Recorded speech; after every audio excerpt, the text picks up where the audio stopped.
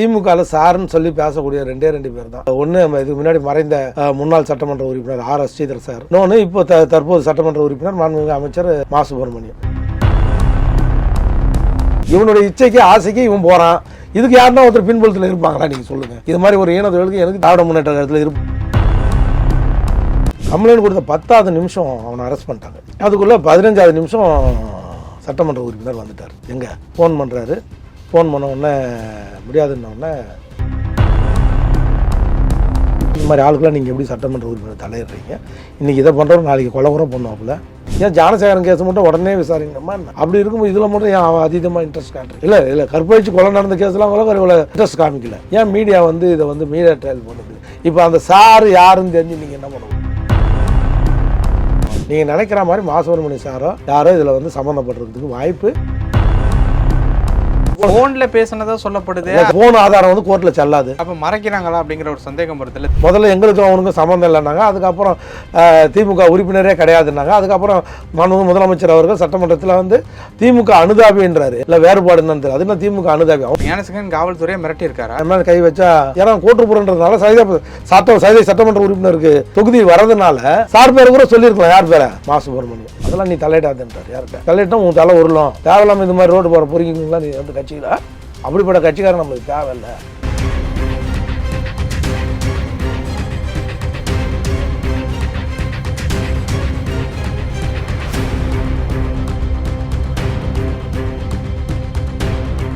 ரியலோ நேயர்களுக்கு வணக்கம். இன்று நம்மளுடைய நேர்காணலுக்கு அதிமுக ஆதரவாளரான திரு ஆவின் வைத்தியநாதன் அவர்கள் இணைஞ்சிருக்காங்க. சார் வணக்கம். வணக்கங்க. எப்படி இருக்கீங்க? நல்லா இருக்குங்க. ஞானசேகரன் அவர்களுடைய வழக்கு வந்து ரொம்ப நாளா நீடிச்சுக்கிட்டு இருக்கு. ஆல்மோஸ்ட் வந்து 1 மாசத்தை வந்து தாண்டிட்டோம்.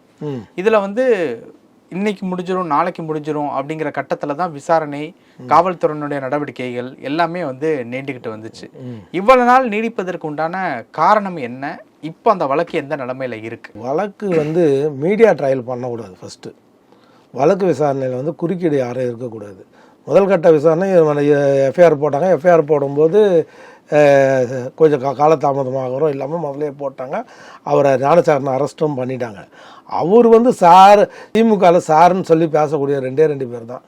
ஒன்று இதுக்கு முன்னாடி மறைந்த முன்னாள் சட்டமன்ற உறுப்பினர் ஆர்.எஸ். ஸ்ரீதர் சார், இன்னொன்று இப்போ தற்போது சட்டமன்ற உறுப்பினர் மாண்புமிகு அமைச்சர் மா. சுப்பிரமணியம். இவங்க 2 பேர் தான். யார்கிட்ட பேசலாம் ரொம்ப மரியாதையாக கண்ணியமாக சார்னு சொல்லி பேசக்கூடிய அவங்க. கோட்டுருப்பத்தை சேர்ந்த ஆர்.எஸ். ஸ்ரீதர் சாரை பற்றி பேசுறதுக்கு வாய்ப்பு இல்லை. இப்போ நீங்கள் எல்லாரும் என்ன சொல்கிறீங்க, மா. சுப்பிரமணியம் சார் தான் அப்படின்ற மாதிரி நீங்கள் வந்து யூகிக்கிறீங்க. அதிமுக காரங்களாக இருந்தால் கூட நாங்கள் வந்து சாரை பற்றி மா. சுப்பிரமணியம் சாரை பற்றி தப்பாக சொல்ல மாட்டோம். ஏன்னா அவர் வந்து ஒரு நல்ல பண்பாளர், நெறியாளர், பெண்கள் விஷயத்தில் மிக கண்ணியமாக நடந்தக்கூடியவர். அவர் கிட்டத்தட்ட எனக்கு வந்து நாங்கள் 2 பேரும் சைதாப்பேட்டில் தான் பிறந்து வளர்ந்தோம். கிட்டத்தட்ட எனக்கு 35 ஆண்டு காலமாக அவர் தெரியும். சுப்பிரமணியம் நீங்கள் நினைக்கிற மாதிரி மா. சுப்பிரமணியம் சாரோ யாரோ இதில் வந்து சம்மந்தப்படுறதுக்கு வாய்ப்பு 99.9% கிடையாது. அப்போ வேற யார்? புரியுதுங்களா? குற்றவாளி சொல்கிற ஒரு பேரை வந்து நம்ம வந்து அதை வந்து கணக்கில் எடுத்துக்கூடாது. அவருக்கு இந்த மாதிரி விஷயத்தில் யாரும் அந்த அங்கே இருக்கிற ப்ரொஃபஸராக இருக்கலாம், அங்கே இருக்கிற ஹெச்ஓடியாக இருக்கலாம், அண்ணா யூனிவர்சிட்டி சார்ந்தவங்களாக இருக்கலாம் இல்லையா? அதுக்கோசம் நமக்கு பொதுவாக ஒரு மாண்புமிகு அமைச்சர் மேலே வந்து குறை சொல்ல அதிமுக யாரும் தயாராக இல்லை. அப்படிப்பட்ட சீப் பாலிட்டிக்ஸாக அதிமுக யாரும் பண்ணவும் மாட்டோம். திமுக பண்ண மாதிரி பொள்ளாச்சி கேஸில் பண்ண மாதிரிலாம் என்ன அதிமுகவில் வந்து அவள் திறந்தாந்து அப்படின்னா டேரெக்டாக மா. சுப்பிரமணியம் சார்னு சொல்லிவிடுவாங்களே, சொல்ல மாட்டாங்க. யாருமே சொல்ல மாட்டாங்க. அதுக்கு ஆதாரமாக கிடையாது. குற்றவாளி சொல்கிறத முதல்ல எடுத்துக்கோங்க, கோர்ட்டே எடுத்துக்காது. ஏன் ஜானசேகரன் கேஸ் மட்டும் உடனே விசாரிக்கணுமா என்ன? எல்லா காவல்துறையிலையும் எஃப்ஐஆர் போடணும், அப்புறம் குற்றப்பத்திரிகை தாக்கல் பண்ணணும், அதுக்கப்புறம் கோர்ட்டில் போய் சப்மிட் பண்ணணும்.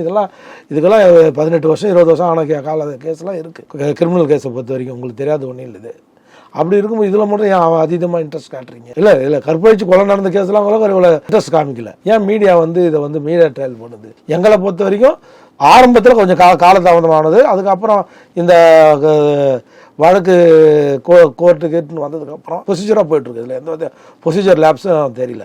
இப்போ அந்த சார் யாருன்னு தெரிஞ்சு நீங்கள் என்ன பண்ண போறீங்க? அப்போ குற்றவாளி யாரு அப்படின்னு தெரிஞ்சுக்க கூடாதா? இல்லை சார், குற்றவாளி தான். அவன் தானே சார் குற்றவாளி. அவன் தானே சார் தப்பு பண்ணிக்கிறான். அந்த போன்ல பேசினதா சொல்லப்படுது. இல்லை சார், முதல்ல 6 போலீஸார் மாட்டியிருக்காங்க. இல்லை சார், நான் சொல்கிறேன், முதல்ல ஒரு விஷயம் நல்லா ஞாபகம் வச்சுக்கோங்க. அந்த பொண்ணு அவன் யார் பேரெல்லாம் சொல்லியிருக்கா? பாதிக்கப்பட்ட பொண்ணு தான் இதில் ரொம்ப முக்கியம். ஃபோனில் பேசுனது யாருன்னு எப்படி சொல்ல முடியும்? ஃபோனில் பேசுனதை வச்சு கோர்ட்டு வந்து எப்படி ஒரு இதை நிர்ணயிக்க முடியும்? ஒரு ஆதாரமாக கோர்ட்டில் ஃபோன் ஆதாரம் வந்து கோர்ட்டில் செல்லாது. எப்பவுமே புரிஞ்சு ஃபோனில் எதிர் முனையிலேருந்து யார் பேசுகிறாங்களோ அந்த முனையில் போய் பேசுகிற வந்து கோர்ட்டில் ஆதாரமாக எடுக்க முடியாது.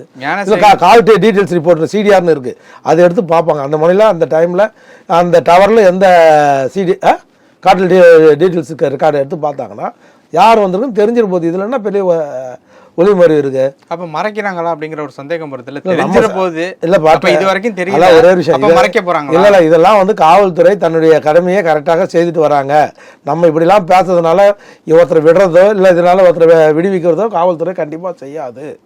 ஏன்னா இது சென்சேஷனல் மேட்டர் ஆனதுக்கப்புறம் இனிமேல் காவல்துறை வந்து இந்த மேட்டரில் வந்து மெத்தனை போக்க கையாளாதுன்றது தான் எல்லாருக்கும் தெரிஞ்ச விஷயம். இது வந்து கோயில் இது நீதியரசரோட மானிட்டரிங்கில் இருக்குது. இனிமே அப்படின்னா இப்போ இது வரைக்கும் மெத்தனை போக்கா இல்லை, நடுப்புற மெத்தனை போக்கு ஸ்டார்டிங்கில் இருந்தது. என்ன மாதிரி எல்லா இடத்துலையும் இருக்குது. ஸ்டேஷனில் எல்லா ஸ்டேஷன்லையும் கொஞ்சம் விசாரணை தாமதம் ஆகும். இவனோட முடிக்கலான்னு பார்த்துருப்பாங்க. இல்லை இதுக்கு மேலேயும் இப்போ விசாரணை நீள்றதுன்னா அது இவனோட காவல்துறை எப்பவுமே காவல்துறை என்ன செய்யணும்னா இந்த வழக்கை விரைவாக முடிக்கணும்னு தான் பார்ப்பாங்க. இவ்வளோ பேர் சென்சேஷன் ஆகி கோர்ட் வரைக்கும் போனதுக்கப்புறம் 3 ஐபிஎஸ் ஆஃபீஸர் இதில் போட்டதுக்கப்புறம் ஸ்டாஃபில் போட்டதுக்கப்புறம் இதுமாதிரி அது முடியும். அவங்க மானிட்டரிங் பண்ணுவாங்க. அவங்கள வந்து கோர்ட்டு வந்து அப்டேட் பண்ணிகிட்டே தான் இருக்கணும். கோர்ட்டு வந்து நியமிச்சிருக்கு. இதை வந்து தமிழ்நாடு அரசோ இல்லை காவல்துறை அதிகாரியோ நியமிக்கலை. இந்த 3 பேர் யார் நியமிச்சிருக்காங்க? நீதியரசர் ஹைகோர்ட்டு வந்து நியமிச்சிருக்கு. ஹைகோர்ட்டுக்கு எல்லா பவரும் இருக்குது. அது பிரகாரம் அவங்க அந்த அறிக்கை கொடுப்பாங்க. அவங்க 3 மாதத்துக்குள்ளே அறிக்கை கொடுக்கணும்னு சொல்லியிருக்காங்க இல்லையா? அவங்க அறிக்கை விசாரணை பண்ணி அறிக்கை கொடுப்பாங்க. அப்போ அந்த சிக்கிய போலீஸார் அதுக்கப்புறம் அவங்களுக்கும் இதில் தொடர்பு இருக்குது அப்படிங்கிறதெல்லாம் பார்க்கும்போது ஏதோ ஒரு விதத்தில் ஹெல்ப் இருக்குது அப்படிங்கிறது. இது வந்து இந்த அரசாங்கத்தில் மட்டும் அவன் இப்படி பண்ணலை. இதுக்கு முன்னாடி இந்த அனைத்து இந்திய அண்ணா திராவிட முன்னேற்ற கழகம் தொடர்ந்துட்டு அவன் வந்து ஒரு என்ன சொல்கிறது உமனேஸ்வராக இருந்திருக்கிறான். அவன் முதல்லேருந்தே இந்த மாதிரி பிரியாணி கடை நடத்திருக்கிறான். அவன் வந்து எந்த கட்சி ஆளுங்கட்சியாக வருதோ அந்த கட்சி அவன் சார்ந்து இருக்கிறான். அதில் வந்து திமுக வந்து ஒரு இடத்துல முதல்ல எங்களுக்கும் அவனுக்கும் சம்மந்தம் இல்லைனாங்க. அதுக்கப்புறம் திமுக உறுப்பினரே கிடையாதுன்னாங்க. அதுக்கப்புறம் முதலமைச்சர் அவர்கள் சட்டமன்றத்தில் வந்து திமுக அனுதாபின்றார். எனக்கு என்ன திமுக அனுதாபிக்கும் உறுப்பினருக்கும் இல்லை வேறுபாடு என்னன்னு தெரியல. அது என்ன திமுக அனுதாபி? அவன் உறுப்பினராக இருந்திருக்கலாம். அதை வந்து திராவிட முன்னேற்ற கழகம் இப்படி ஒரு 2 கோடி உறுப்பினர் உள்ள ஒரு திராவிட முன்னேற்ற கழகம் அதில் வந்து திமுக 2 கோடி பேரில் எவன் தப்பு பண்ணலன்னு பார்த்து அவர் ஒருத்தனை உறுப்பினராக சேர்த்துருக்க முடியாது இல்லையா? பண்ணதுக்கப்புறம் தப்பு தெரிஞ்சதுக்கப்புறம் அவங்க மறைக்கல, அவங்க மேலே நடவடிக்கை எடுக்கலாமல் வராங்க தான் எல்லாம் நடவடிக்கை எடுத்துகிட்டு வராங்களே. அதில் வந்து திராவிட முன்னேற்ற கழக அரசு ஆரம்பத்தில் கொஞ்சம் மெத்தனை போக கடைப்பிடிச்சிருக்கலாம். அப்போ இப்போ வந்து அது வந்து ரொம்ப ஸ்பீடாக தான் போயிட்டுருக்கு. ஃபாஸ்ட் கோர்ட்டில் எடுத்துன்னு போகலாமா, இதை வந்து எங்கே எடுத்துகிட்டு போகலாமா, அது வரைக்கும் அவங்க வந்து கம்ப்ளைண்ட் கொடுத்தவங்க வந்து பல்ட்டி அடிக்காமல் நிற்கணும். இவ்வளோ விஷயம் இருக்குது. இதில் வந்து வெறும் திராவிட முன்னேற்ற கழக அரசு மட்டும் சொல்ல முடியாது. துணைவேந்தரை நியமிக்கல ஆளுநர். மெதக ஆளுநர் வந்து அங்கே துணைவேந்தர் போட்டிருக்கணும். அவர் ஆளுநரை நியமிக்கலை. இவங்களுக்குள்ளே இருக்கிற பிரச்சனையில் ஆளுநர் துணைவேந்தரை நியமிக்கிறது யார் பண்ணணும்? அரசாங்கம் வரும் மாநில அரசு மட்டும் இதுக்கு பொறுப்பேற்க முடியாது. மத்திய அரசு கவர்னரும் இதுக்கு பொறுப்பேற்கணுன்றது எங்களுடைய. கவர்னர் நினச்சா அது விசாரணைக்கு உத்தரவு இல்லாமல் அவரோட கண்ட்ரோலில் தானே இருக்குது யூனிவர்சிட்டி. மத்திய அரசு இதில் தலையிடணும், ஆளுநருக்கும் இது வந்து உத்தரவிடணும், இது எல்லாமே ஓகே அப்படிங்கிறதுனாலும் ஒரு சரியான ஒரு கிளாரிட்டி இல்லாமல் தான் இருக்கும் அப்படின்ட்டுங்கிற ஒரு டவுட் வந்து இருக்குது. இது ஏன் சொல்கிறேன் அப்படின்னா, இப்போ ஞானசேகர் வந்து இந்த வழக்கில் வந்து சிக்கியிருக்காரு, அவருக்கு வந்து முக்கிய ஒரு குற்றவாளி அப்படிங்கிற மாதிரி இருக்காங்க. அடுத்த ஒரு குற்றவாளி யாரு அப்படிங்கிறது வந்து ஒரு தெரியாத ஒரு பதில் தெரியாத ஒரு கேள்வியாவே இருக்கு. சொல்றது உங்களுக்கு ஒரு விஷயம் நல்லா புரியுது. அந்த பாதிக்கப்பட்ட மாணவி யாரை கை காட்டுறாங்களோ அவங்க தான் வந்து குற்றவாளியா சேர்க்க முடியும். அதுல அதுக்குள்ள சாட்சியம் இருக்கணும். பாதிக்கப்பட்ட மாணவி இவர் மேலதான் கம்ப்ளைண்ட் கொடுத்துருக்கு. யார் பேர்ல? ஞானசேகரன் மேல மட்டும்தான் கொடுத்துருக்காங்க இல்லையா? மற்றும் பலரும் கொடுக்கல. இல்லை அவங்கள மிரட்டினாங்கன்னா என்ன, யாரை வச்சு மிரட்டினாங்க, யார் அந்த சார்னு அவங்க தான் சொல்லணும். அவங்களே சொல்ல முன் வராத போது நம்ம எப்படி அதை பற்றி யூகிக்க முடியும்? நீங்கள் சொல்லுங்கள், அது யார் சொல்லணும்? எனக்கு இவரை தெரியும் அவரை தெரியும், அவன் எனக்கு குற்றவாளி தப்பிக்கிறதுக்கு ஏதோ சொல்கிறான்னு வச்சுக்க, அந்த பேர் அந்த பாதிக்கப்பட்ட மாணவிக்கு இருக்கணும். இல்லை என்ன அங்கே அழைச்சிட்டு போகிறேன்னு சொன்னார், இல்லை அவர் கூப்பிட்டாரு, இல்லை அவர் கையை பிடிச்சி இழுத்தாருன்னு யாரையோ ஒருத்தர் சொல்லணுமா இல்லையா? நீங்கள் சொல்லுங்கள். நீங்கள் என்ன சொல்ல வரீங்க? இப்போ ஞானசேகரும் முக்கிய குற்றவாளி, பின்புலத்தில் யாரும் இருக்க முடியாது அப்படின்னு சொல்ல? இல்லை யாரும் இருக்க முடியாதுன்னா தன்னை காப்பாற்றிக்கொள்ள அவனுக்கு தெரிஞ்ச அனைத்து ஸ்டோர்ஸையும் யூஸ் பண்ணுவான். அவன் திராவிட முன்னேற்ற கழகத்தில் இருக்கிற அத்தனை பேரையும் அவன் சொல்லுவான். அதுக்கு தகுந்த ஆதாரம் அவனும் கொடுக்கணும், காவல்துறையும் அதுக்கு சாட்சியங்களை சப்மிட் பண்ணணும் இல்லையா? இருந்தால் தானே சப்மிட் பண்ணுவாங்க. இல்லாத ஒரு விஷயத்த சாருன்னொன்னே ஸ்ரீதர் சார் செத்து போன ஸ்ரீதர் சாரை சொல்ல முடியுமா? ஆர்எஸ் ஸ்ரீதர் எம்எல்ஏ சொல்ல முடியுமா? அவங்க 2 பேர் தான். பாலசுப்ரமணியம் அவருடைய சிஷ்யம், அவரை மாதிரியே பின்பற்றி சார்னு எல்லா அதிகாரியும் மரியாதையோட சாருன்னு அழைப்பார். இவங்க எல்லாம் அதனால பாலசுப்ரமணியம் சாருன்னு அழைக்கிறவங்களாம் சாருன்னு எத்தனையோ பேர் நம்ம கூப்பிட்றோம். அத்தனை பேர் நமக்கு சேரல, கேஸில் வழக்கில் சேர்க்க முடியுமா? ஆனால் இப்போ விசாரணைக்கு சுப்பிரமணியம் அவர்களை கூப்பிட போகிறதா தகவல் வந்திருக்கு. சார், நீங்கள் சந்தேகப்பட்டால், ஆதாரம் இருந்தால் அது ஆண்டவனாக இருந்தவரை கூப்பிடலாம். ம். ஆதாரம் இல்லாமல் நீங்கள் யாரையும் கூப்பிட்டு என்ன பண்ண போகிறீங்க? அப்ப விசாரணைக்கு கூப்பிடுறதை எப்படி எடுத்துக்கிறது சார் விசாரணைக்கு யார் வேணாலும் ஜெயலலிதா அம்மாவே விசாரணைக்கு போயிருக்காங்க சார். உங்களுக்கு இந்த வழக்கை பத்தி பேச இந்த வழக்கில் சொல்ல வர விசாரணைக்கு நீங்கள் யார் வேணாலும் கூப்பிடலாம். ஆனால் தகுந்த சாட்சியங்களும் ஆதாரங்களும் இருக்கணும். விசாரணைக்கு கூட கூப்பிடலாம், சம்மன் சர்வ் பண்ணி கூப்பிடலாம். விசாரிச்சுட்டு நீங்கள் அனுப்ப வேண்டியது தான். அதில் வந்து வேற என்ன நீங்கள் ஒருத்தரையே டார்கெட் அமைச்சரே இதில் டார்கெட் பண்ணி அரசியல் பண்ண வேண்டிய அமைச்சர் டார்கெட் இல்ல. அப்ப பின்புலத்துல இருந்த யாரு அப்படிங்கிற யார் நான் தான் சொல்றது இல்லை. இது இந்த வழக்கில் இவனை காப்பாற்றுறதுக்கு பின்புலத்தில் இருக்க வேண்டிய அவசியம் என்ன? இவனுடைய இச்சைக்கு ஆசைக்கு இவன் போகிறான். இதுக்கு யாருன்னா ஒருத்தர் பின்புலத்தில் இருப்பாங்களா? நீங்கள் சொல்லுங்கள். இது மாதிரி ஒரு ஈனத்தொழிலுக்கு எனக்கு தெரிஞ்சு யாரும் திராவிட முன்னேற்ற கழகத்தில் இருப்பதா எனக்கு தெரியல. காவல்துறை யூஸ் பண்ணியிருப்போம், காவல்துறை மிரட்டி இருப்பான், பயமுத்தி இருப்பான். ஆரம்பத்தில் இந்த கேஸ் வந்து வீரியம் அடையாத வரைக்கும், இந்த கேஸ் பப்ளிக் வந்து வீரியம் அடைஞ்சு மீடியா ட்ரையல் ஆனதுக்கப்புறம் இனிமேல் யாரும் அதுக்கு இன்ஃப்ளூயன்ஸ் பண்ணுறதுக்கு யாருமே முன் வர மாட்டாங்கன்றதான் சொல்ல வரேன் நான்.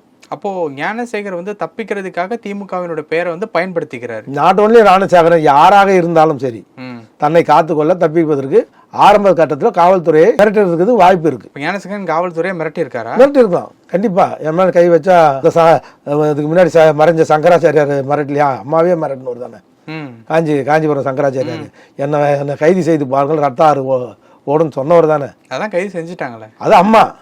இவங்க தான் சும்மா அன்னைக்கு கலைஞரே இருந்தவரை கைது பண்ணிருக்க மாட்டாரு. யாரு பயந்துருப்பாரு. அம்மா, அது அம்மாவுக்கு நிகர் அம்மா தான், வேற யாரும் கிடையாது. அதனால்தான் ரத்த ஆறு பார்க்கலான்னாரு. அப்புறம் பரதேவதையே பராசக்தியே அப்படின்னு சொல்லி கையெழுத்து கும்பிட்டு தான் அவரு செத்தது. சங்கராமன் தானே, இன்னொரு ஐயங்கார் தானே செத்தாரு. அதை பத்தி யாருமே பேச மாட்டாங்க. யாருமே ஐயோ சங்கராச்சாரியர் அரெஸ்ட் பண்ணிட்டாங்களேன்னு தான் பேசினாங்களே தவிர அத்வானி வரைக்கும், வாஜ்பாயிலேருந்து அத்வானி வரைக்கும் பேசுனாங்க. அந்த வாட்டில் குறுக்கிட்டு போனாங்க. அம்மாவுக்கு எதிராக அந்த வழக்கு திரும்புறதுக்கு, அம்மா வந்து வழக்கு சொத்து குழப்பு வழக்கு திரும்புறதுக்கு காரணமே அது ஒரு முக்கிய காரணம். அவங்க நம்மளாம் சொல்லி ஜெயலலிதா அம்மா விடலையே. முத்தமிழ் கலைஞர் நான் குறைச்ச மதிப்பீடு இல்லை, கொஞ்சம் ஆள் பார்ப்பார். கலைஞர் மேல இருந்து டெல்லியிலேருந்து சொல்லும் போது யோசிச்சிருப்பார். ஹோம் மினிஸ்டர் அத்வானிலாம் சொல்லும், துணை பிரதமர் சொல்லும் போது எல்லாரும் யோசிச்சிருப்பாங்க இல்லையா? நடவடிக்கை என்ன நடவடிக்கை? அதோட நீங்க ஒரு கம்பாரிசனே கிடையாதுன்னு சொல்ல வரேன். அவன் வந்து மிஸ்யூஸ் பண்ணிருக்கலாம், சில பேரை குறிப்பிட்டிருக்கலாம். ஏன்னா கோட்டுப்புறன்றதுனால சைதை சட்டமன்ற உறுப்பினருக்கு தொகுதி வரதுனால சார் பேரை கூட சொல்லியிருக்கலாம். யார் பேரை? மாசுரிமை பேர். ஆனா மாசுரிமைக்கு அதுக்கு சம்பந்தம் இருக்கான்றது தான் நம்ம ஓகே, சம்பந்தம் இருக்காது அப்படிங்கிறத சொல்ல வரீங்க. அதிமுகவே அது சம்பந்தம் இருக்குன்னு சொல்ல வரல. அரசியல் அவ்வளவு சீப்பா அதிமுக வந்து அரசியல் பண்ணாது. ஓகே, அவரை பத்தி எனக்கு நல்லா தெரியும். அவர் அப்படிப்பட்ட ஒரே ஒரு உதாரணம் நான் சொல்றேன் உங்களுக்கு. மாசூர் சார் பத்தி இப்போ 2 மாசத்துக்கு முன்னாடி கே நகர்ல சட்டமன்ற உறுப்பினர் இருக்காரு. யாரு? விக்ரமராஜாவோட மகன் வந்து பிரபாகர் ராஜா. ஓகே, நான் வந்து என்னுடைய ஜட்டா கார்ல போயிட்டு இருக்கிறேன். அந்த கே நகர் அந்த சிவன் பார்க்கை தாண்டி லெஃப்ட் கட் பண்ண உடனே என் கார்ல ஒரு ஆட்டோல இருந்து ஒரு கல் போட்டானுங்க வேணும்னு. கல்ல கண்ணாடி அந்த பாட்டில் போட்டு கண்ணாடி உடஞ்சி, விண்ஸ்கிரீன் உடஞ்சிடுச்சு. நான் ரோட்டில் போயிட்டு இருக்கிறேன். அப்புறம் பார்த்தா இறங்குனா ஆட்டோவில் பிரபாகராஜாவோட ரைட் ஹேண்ட் வலதுக்கரம், அவர் கூட ஒன்றா படித்தவங்க, எலிமெண்ட்ரி ஸ்கூல்லேருந்து கூட படித்த பையன். ஏமானா நம்ம கேட்க போனால் நம்மளை அப்படியே அடிக்க வரோம். சரி ஏதோ தப்பாக போட்டதை பட்டுச்சுன்னா கூட நம்ம இறங்கி போயிருப்போம். நாங்கள் அப்படி தான் குடிச்சிட்டு ஒரே ரகலை பண்ணால் ஆட்டோ ஃபுல்லாக பாட்டில் இருந்தது. சரி நான் என்ன பண்ணிட்டேன், நேராக போய் போலீஸ் ஸ்டேஷனுக்கு திருப்பி வண்டி யூ டர்ன் பண்ணி திரும்ப கே நகர் சிவன் பார்க் இருக்காரு போலீஸ் ஸ்டேஷனில் போய் கம்ப்ளைண்ட் கொடுத்த 10வது நிமிஷம் அவனை அரெஸ்ட் பண்ணிட்டாங்க. யாரை? இந்த 4 பேர் அந்த ஆட்டோவில் இருந்தோம் அத்தனை பேரையும். அதுக்குள்ளே 15வது நிமிஷம் சட்டமன்ற உறுப்பினர் வந்துட்டார். எங்கே ஃபோன் பண்ணுறாரு. ஃபோன் பண்ண உடனே முடியாதுன்ன உடனே என்கிட்ட பேசுகிறாரு. ஏன்னா அதெல்லாம் முடியாதுங்க, ரோட்டில் நான் போகிறேன் சாதாரண கல் அடிக்கிறாப்புல, இது மாதிரி ஆளுக்கெல்லாம் நீங்கள் எப்படி சட்டமன்ற உறுப்பினர் தலையிடுறீங்க? இன்றைக்கி இதை பண்ணுறோம், நாளைக்கு கொலை கூட பண்ணுவாப்புல. அவர் யாருன்னு எனக்கு தெரியாது, நான் யாருன்னு அவருக்கு தெரியாது. எதுக்கு என் காரில் கண்ணாடி பாட்டில் சரக்காச்சு தூக்கி பாட்டில் தூக்கி என் காரில் போட வேண்டிய அவசியம் தான் இருக்குது. இல்லை நான் பார்த்துக்கிறேங்க எவ்வளோ மிரட்டினார். நான் உடனே அண்ணன் மாசூர்மணிக்கு ஃபோனில் அடித்தேன். யார்? நான் அதிமுக காரனாக இருந்தால் கூட இது மாதிரி ஃபோன் பண்ணி, அண்ணா இது மாதிரி இருக்கு, எங்கள் உங்கள் சட்டமன்ற உறுப்பினர் வந்து இந்த மாதிரி பண்ணுறாங்க, இது மாதிரி பண்ணுறாங்க, நீங்கள் தான் அமைச்சர், நீங்கள் தான் மாவட்ட செயலாளர் இந்த தொகுதிக்கு, அவர் உடனே நீங்கள் கம்ப்ளைண்ட் கொடுங்க நான் பார்த்துக்கிறேன்னாரு. காவல்துறை சட்டப்பிரகாரம் நடவடிக்கை எடுங்கன்னாரு.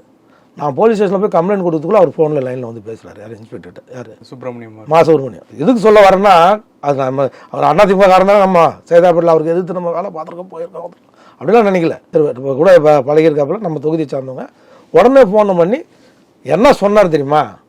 யாராக இருந்தாலும் தப்பு, அது வைத்திய பண்ணியிருந்தாலும் சரி, அது பிரபாகர தப்பு அவங்க ஆள் பண்ணியிருந்தாலும் சரி, சட்டப்பிரகாரம் நீங்கள் நடவடிக்கை மேற்கொள்ளுங்க. இதில் வந்து கட்சிக்கு எந்த சம்மந்தமும் இல்லை, கட்சிக்கு எந்த சம்மந்தம் இல்லை, நீங்கள் தயவுசெய்து இதில் கட்சி பார்க்க வேண்டிய அவசியம் இல்லைன்னு அந்த இன்ஸ்பெக்டர் சொன்னதுக்கு அப்புறம் தான் எஃப்ஐஆரே அவர் பேரில் போட்டாங்க. டிபிடி ஆக்டில் போட்டிருக்காங்க, வழக்கு போயிட்டு இருக்கு. அதெல்லாம் நீ தலையிடாதுன்றார். யார்கிட்ட?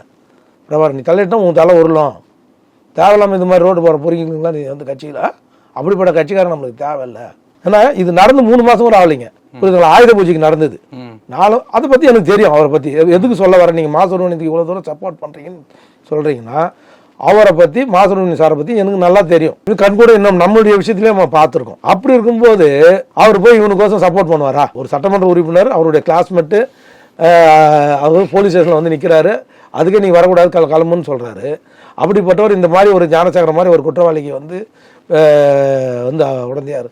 அதனால 100% வாய்ப்பு சார் மேலே, மாசுரமணி சார் மேலே கண்டிப்பாக வாய்ப்பே கிடையாதுன்றது நான் ஆணித்தரமாக சொல்கிறேன். ஓகே, அதில் வந்து நீங்கள் எல்லளவோ அவர் மேலே நீங்கள் சந்தேகப்பட தேவையில்லை. ஓகே, நியாயம் எந்த பக்கம் இருக்குதோ அந்த பக்கம் தான் இருப்பார். அதில் ஒன்றும் அதில் கட்சி கிச்சிலாம் அவர் பார்க்கக்கூடிய ஆள் கிடையாது. இதுக்கு உதாரணம் நான் தான். நிறைய விஷயங்கள் சொன்னீங்க. நேரத்துக்கு ரொம்ப நன்றி.